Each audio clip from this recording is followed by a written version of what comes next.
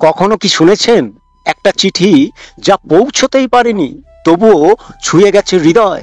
1971 সালের মুক্তিযুদ্ধের চেতনায় লেখা এক শেষ চিঠি, এক বীর মুক্তিযোদ্ধার নিঃশ্বাসে ভেজা ভালোবাসার কথা। 1971 সালের যুদ্ধ, সীমান্তে গুলির শব্দ, ধোঁয়া আর মৃত্যুর গন্ধে আকাশ বাতাস ভারী হয়ে উঠেছে।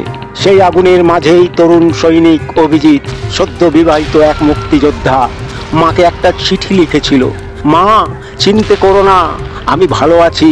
যদি না ফিরি তবে জানবে তোমার ছেলে দেশের মাটিতেই শেষ নিঃশ্বাস নিয়েছে। চিঠিটা সে ব্যাগে রেখেছিল, ভোরে সহযোদ্ধাদের হাতে দেওয়ার কথা, কিন্তু ভোর আসার আগেই শত্রুর গুলি তার বুক ভেদ করলো। চিঠিটা হারিয়ে গেল রক্তে, ধুলোয় আর ইতিহাসের পাতায়।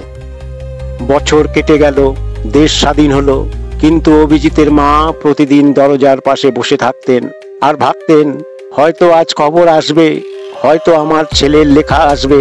অনেক বছর পরে এক বৃদ্ধ ডাকবাহক পুরনো ফাইল ঘাঁটতে গিয়ে খুঁজে পেলেন সেই শেষ লেখা চিঠি। খামের উপরে লেখা, আমার মা। চোখ ভিজে গেল ডাকবাহকের। যদিও অভিজিতের মা আর বেঁচে নেই, তবুও তিনি গেলেন গ্রামে। অবশেষে চিঠিটা পৌঁছল অভিজিতের বৃদ্ধ বাবার হাতে। তিনি চিঠি পড়ে কাঁদতে কাঁদতে বললেন, শেষ মুহূর্তেও ছেলেটা মা বাবাকে ভোলেনি। চিঠিটার কাগজ ভিজে গেল বাবার চোখের জলে। আর প্রমাণ হলো, কিছু চিঠি কখনো পৌঁছায় না, তবু তার ভালোবাসা, মাতৃত্ব আর মুক্তিযুদ্ধের ইতিহাস চিরকাল বেঁচে থাকে হৃদয়ে। এই গল্প শুধু একটি চিঠি নয়, এটা এক মাকে নিয়ে লেখা চিঠি, যেখানে আছে যুদ্ধের খবর, মুক্তিযুদ্ধের চেতনা আর এক বীরের শেষ নিঃশ্বাসে লেখা ভালোবাসা। এই চিঠি আজও মনে করিয়ে দেয়, দেশের জন্য ত্যাগ মানেই মা বাবার দোয়া আর ভালোবাসার অমর গাথা।